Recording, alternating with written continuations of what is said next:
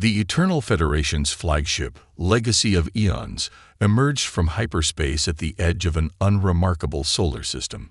High Admiral Vexterra stood on the bridge, her crystalline form catching the light of a yellow star. After 15,000 years of uncontested rule over the known galaxy, the Federation had grown comfortable in its superiority. Their civilization had mastered faster than light travel when most species were still learning to make fire. Another primitive system to bring into the fold, Vexterra announced to her crew, her voice resonating through the crystalline communication matrices. Preliminary scans. First speaker, Cliff manipulated the sensor arrays with practiced ease. Single inhabited planet, third from the sun. Detecting artificial satellites and moderate space traffic. Technological level appears to be early spacefaring. Nothing remarkable. Standard first contact protocols then, Vexterra commanded. Prepare the welcome message. Let's show these newcomers the magnificence of the Eternal Federation. The massive holographic arrays powered up, projecting the Federation symbol, a spiral of crystalline worlds, into space. It was a display that had inspired awe in countless civilizations over the millennia. Message incoming, Cliff announced, surprise evident in their harmonic tones. They're responding, in perfect Federation standard. Vexterra's crystalline form flickered with confusion. Impossible. Put them through. The holographic display shifted, revealing a human woman in what appeared to be casual attire, sipping from a mug. Oh, hey there. I'm Dr. Sarah Chen, Earth's first contact coordinator. Love the light show. Very retro. Almost reminds me of the Proxima Centauri Welcome Center's display from a few centuries ago, though they used quantum crystalline matrices instead of standard holographics. The bridge crew's harmonics fell into discord. Vexterra managed to maintain her composure. I am High Admiral Vexterra of the Eternal Federation. We have ruled the galaxy for 15,000 years, guiding younger races to enlightenment. We come to offer you the privilege of joining our magnificent civilization. Sarah took another sip from her mug. 15,000 years.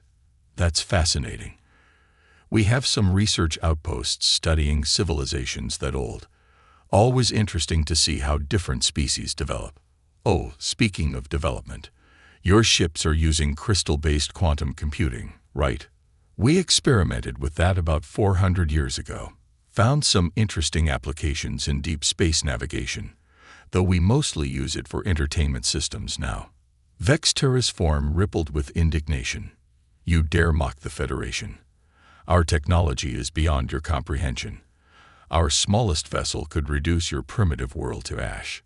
Oh honey, no, Sarah chuckled. First off, threatening to reduce worlds to ash. That's actually illegal under the Galactic Sentience Protection Act of 2157. You might want to look that up.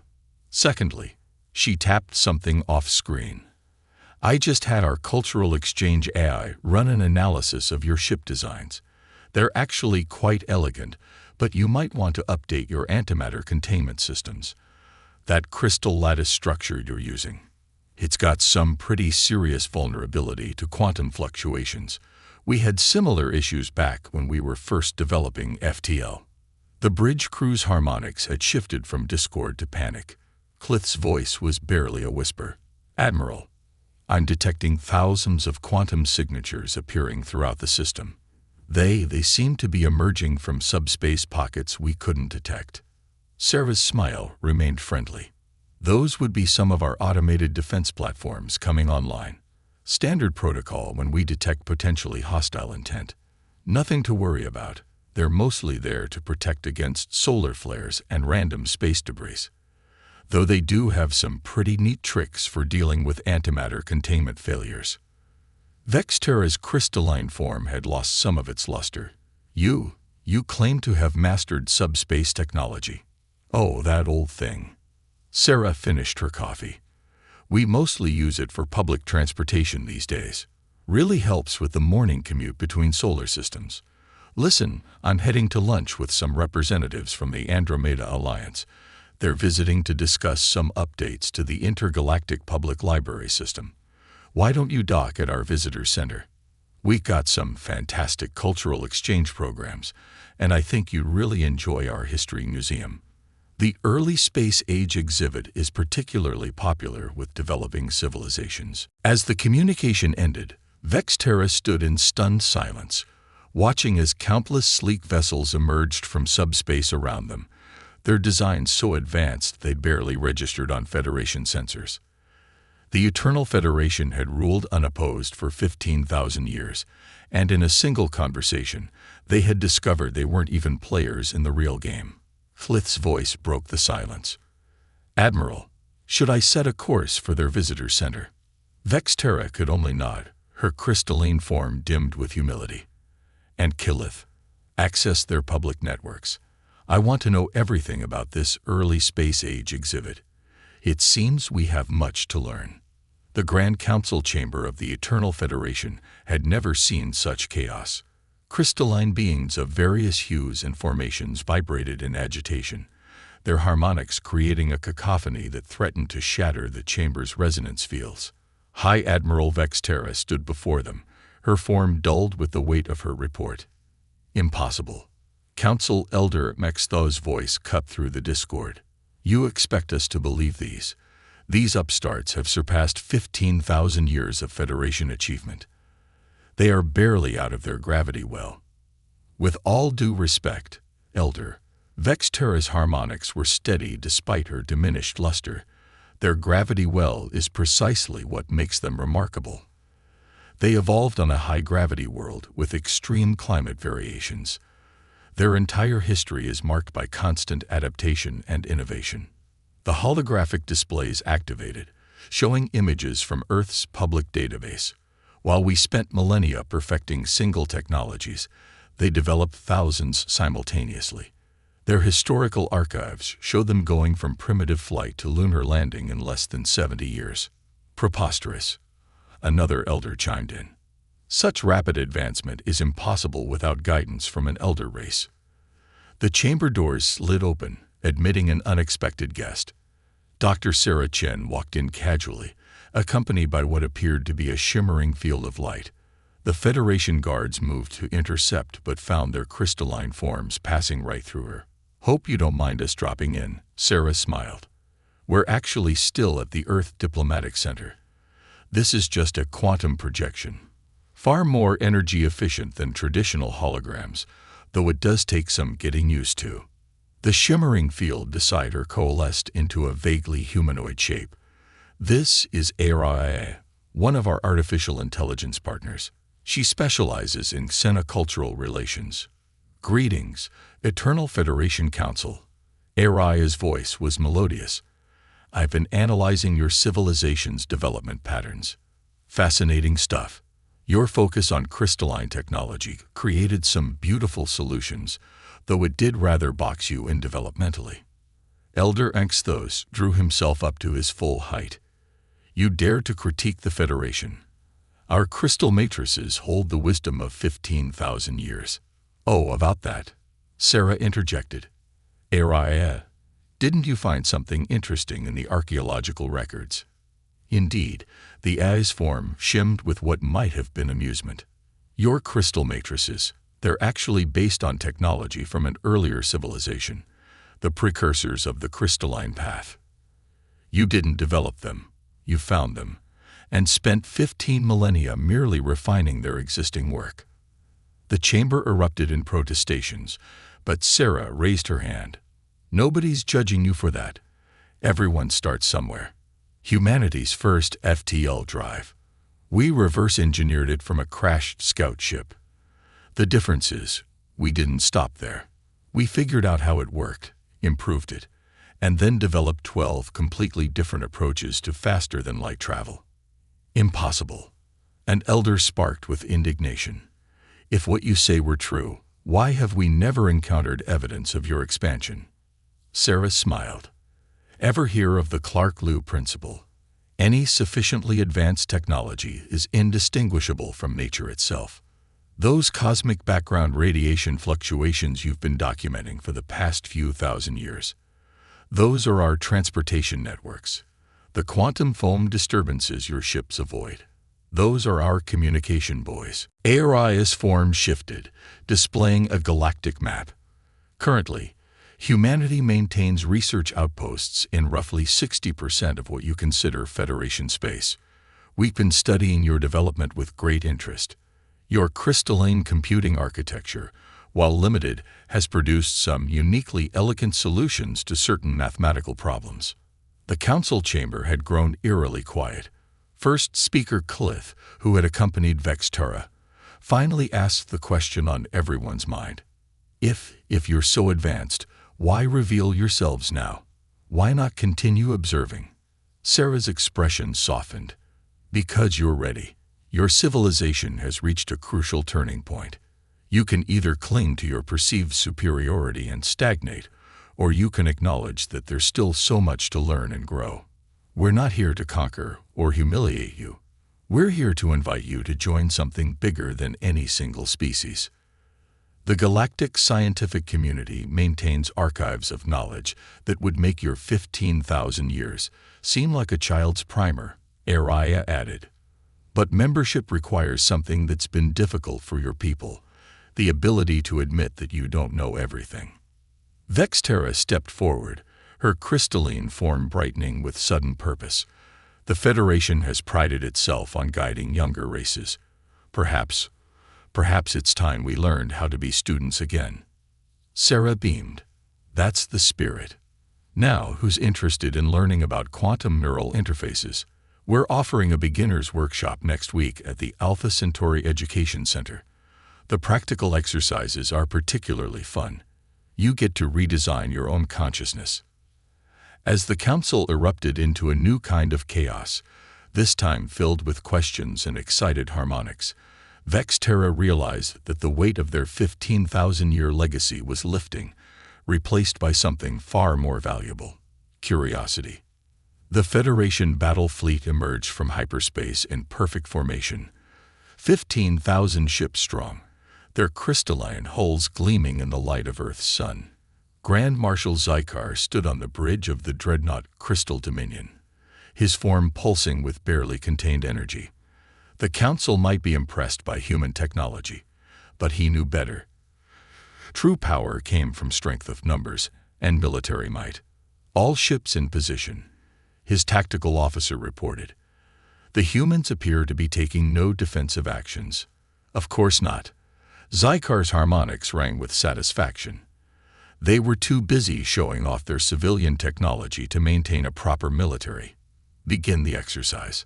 The Federation fleet began a complex series of maneuvers, their ships moving in intricate patterns that had taken centuries to perfect. Each formation change was accompanied by a pulse of energy that created spectacular crystalline light shows between the ships, a display of coordination and power that had cowed countless civilizations. A small notification popped up on Zykar's command interface. Incoming transmission. Earth to HFY control.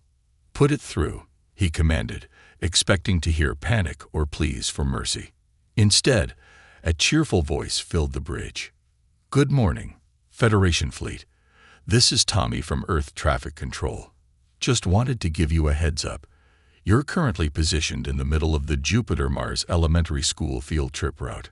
We've got about 300 student vessels incoming in the next few minutes. Would you mind shifting your fleet about 2 light minutes to the left? The kids are still practicing their FTL navigation. Before Zykar could respond, space around his fleet lit up with hundreds of small, colorful vessels popping into existence. Each one was painted in bright primary colors, many decorated with what appeared to be childish artwork. Sorry about the close calls. Tommy's voice came through again. Ms. Johnson's 3rd grade class is still working on their quantum spatial awareness. Kids, remember to check your phase variance before materializing. Zykar watched in stunned silence as children's vessels effortlessly phased through his fleet's formations, their drives operating on principles his best scientists couldn't begin to comprehend. Some of the ships had clearly been customized by their young pilots. One was shaped like a giant space dolphin. Another seemed to be a flying unicorn complete with a rainbow trail. Marshal. His sensor officer's harmonics were shaking. I'm detecting Are those temporal distortions? Oh, that'll be the high school quantum mechanics class, Tommy explained cheerfully. They're practicing temporal navigation basics today. Don't worry, they're limited to micro jumps of under 5 minutes. Safety first. A new voice cut in. Young, probably a teenager. Mr. Tommy, Billy's ship is causing causality ripples again. Billy Thompson, what did we say about experimenting with parallel universe drives during school hours? Tommy's voice carried the patient tone of a tired teacher. Sorry about this, Federation Fleet. Billy's a bit of an overachiever, built his own quantum probability drive last weekend. Still working on the fine control. Zykar watched as a student vessel nearby split into 5 identical copies, each one presumably from a different timeline, before merging back together with a small pop of quantum energy. Marshal, his tactical officer whispered, our sensors are detecting technology levels that shouldn't be possible. These are children's vessels. Indeed, Tommy replied, apparently overhearing. Though we do require all student ships to have standard safety features, emergency temporal stabilizers, quantum uncertainty compensators, the usual stuff. Can't have them accidentally creating alternate dimensions during lunch break. The space around the Federation fleet had become a chaos of student vessels, each one casually demonstrating technology that made their most advanced military ships look primitive. A group of what appeared to be kindergartners was playing some sort of game that involved jumping their ships between subspace dimensions. Oh, heads up, Tommy called out. The high school 0-point energy club is about to start their practice. You might want to adjust your shield harmonics to compensate for the vacuum fluctuations. Don't want your crystalline matrices getting excited by the quantum foam disturbances. Zykar's form had lost all its militant luster. Stand down, he commanded his fleet. Return to Federation space. Ah, leaving so soon? Tommy sounded disappointed. The kids were hoping to show you their science projects. Little Susie managed to create a stable micro-universe in her ship's cargo hold. Pretty impressive for a 4th grader. As the Federation fleet retreated in perfect formation, their only remaining display of coordination, Zykar couldn't help but notice a small ship following them briefly. It was piloted by what appeared to be a 6-year-old human child, who waved cheerfully through the view screen, while casually manipulating forces that the Federation's best scientists had only theorized about. Back in Federation space, Zykar would file a report that would shake the military establishment to its core. Its conclusion was simple. Any civilization whose children's toys surpass our most advanced military technology is not a civilization we should consider challenging. Meanwhile, in Earth traffic control, Tommy finished his shift log. Standard day. Managed Federation military exercise interference without disrupting regular school traffic. Reminder. Submit proposal to update student safety protocols regarding unauthorized parallel universe creation during school hours. Note. Consider adding Billy Thompson to the advanced placement program. Kids got potential. The Federation Trade Council's emergency session was in its 4th day. Economic Minister Arkstol's crystalline form had developed stress fractures from the constant vibrations of agitation. The sanctions must be absolute, she declared to the assembled representatives. We control 90% of all trade routes in known space. Without access to our markets and shipping lanes, Earth will be forced to recognize our authority. The holographic displays showed trade routes stretching across Federation space like a crystalline web. It was an impressive sight, one that had secured their economic dominance for millennia. The embargo begins now, Arkstol announced triumphantly. Let's see how their advanced technology serves them when they can't move their goods across the galaxy. A gentle chime interrupted her moment of victory. The Chamber's AI announced. Incoming connection request. Galactic Free Trade Association. The what? Arkstol's harmonics wavered in confusion. Put it through. The holographic display shifted, revealing the human man in casual business attire, lounging in what appeared to be a floating chair. Hi there.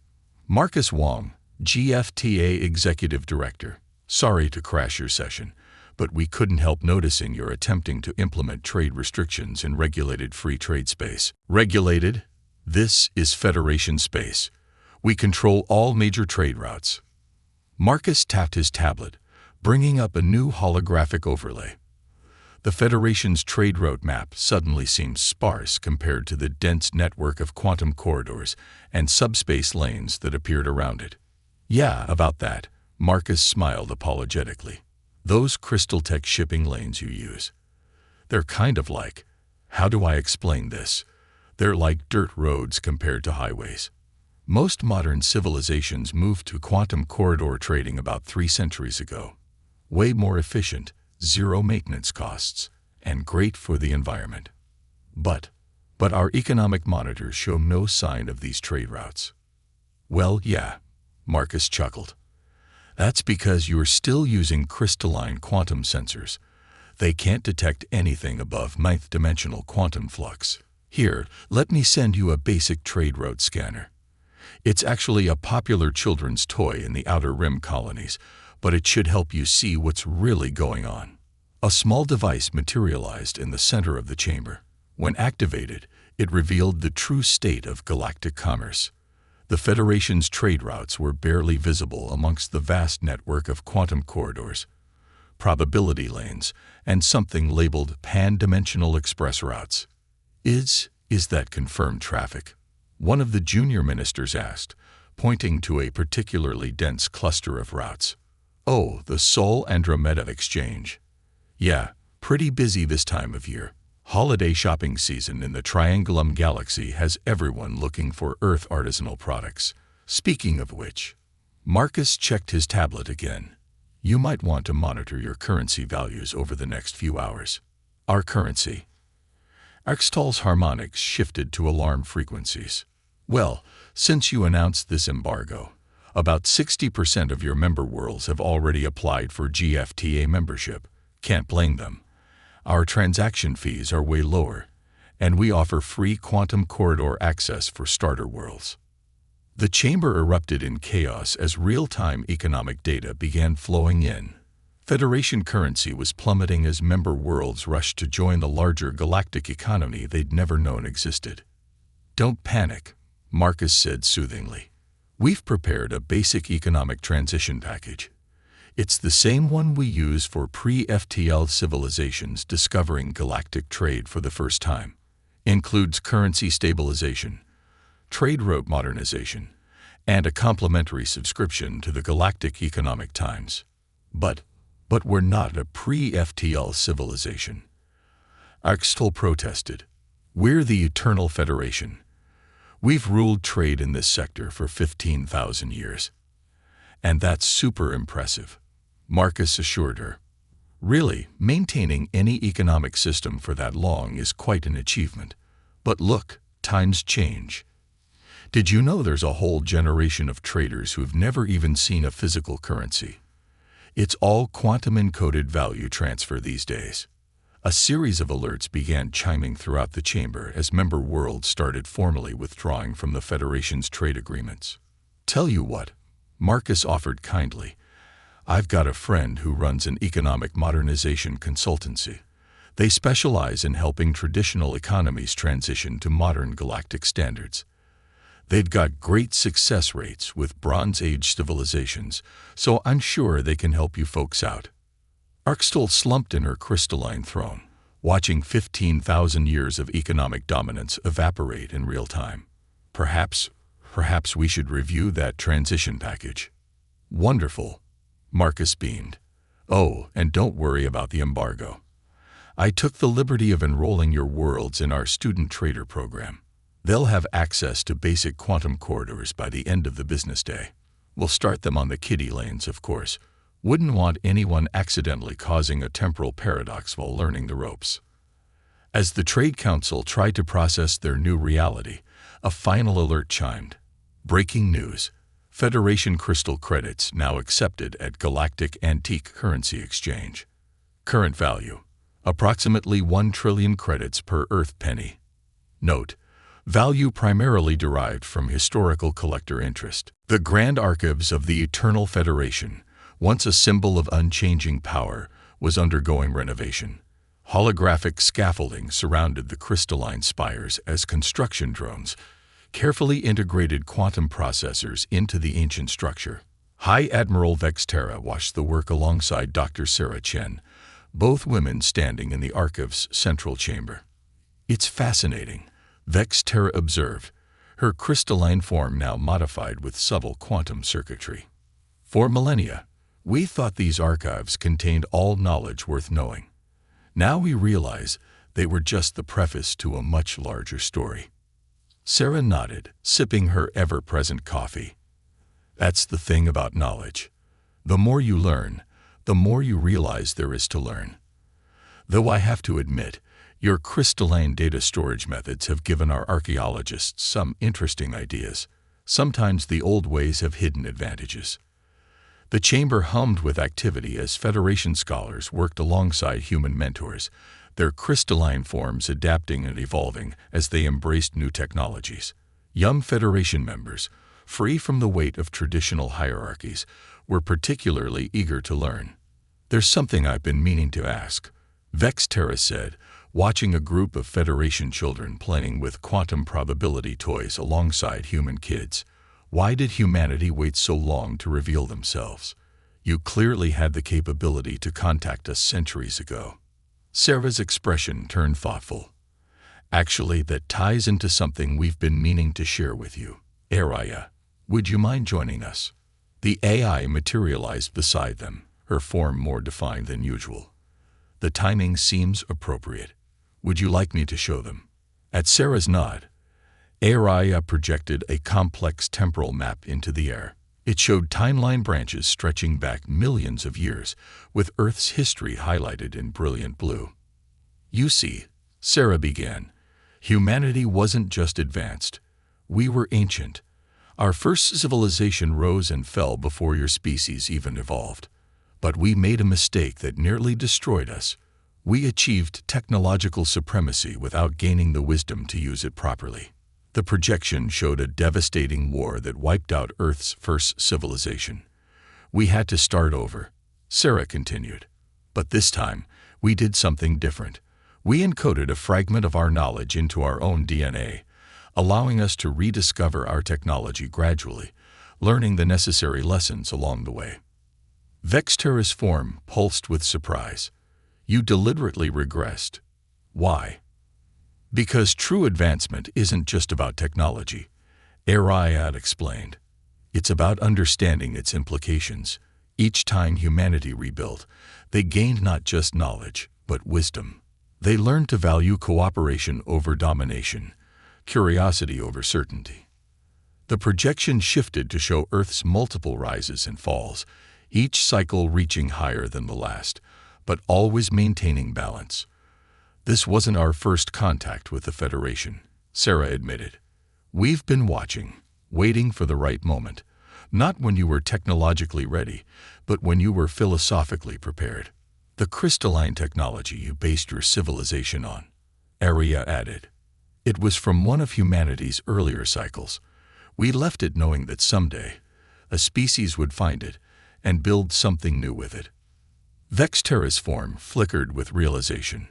"Then the precursors of the crystalline path were us," Sarah confirmed. "Or rather, one version of us. But that's not what matters now. What matters is what we build together going forward." The chamber's quantum displays suddenly lit up with urgent notifications. "Speaking of building things," Sarah checked her tablet. "It looks like that group of Federation and human children we mentioned earlier have accidentally created a stable micro-universe in the Archive's basement. Apparently, they were trying to make a more efficient storage system for their gaming data. Should we be concerned?" Vexterra asked, her military training surfacing. "Not at all," Sarah laughed. "Though we should probably enroll them in the advanced physics program. Creating new universes isn't usually covered until graduate-level studies." As they headed down to investigate the children's accidental creation, Vexterra reflected on how much had changed. The Eternal Federation had prided itself on remaining unchanging for 15,000 years. Now they were changing by the hour, And somehow, that felt more eternal than stagnation ever had. "Oh, by the way," Sarah added casually as they walked, "those kids also seem to have solved the universe's entropy problem while they were at it.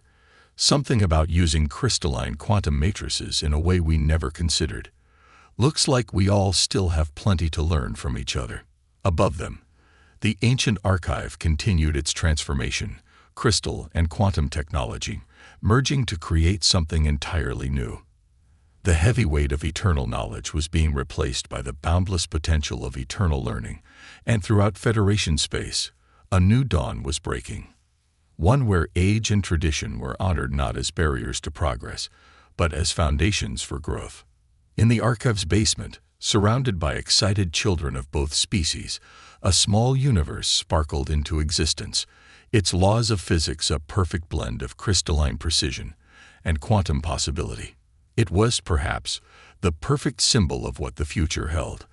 Not the domination of one way of thinking over another, but the endless possibilities that arose when different paths converged and new ones were forged together.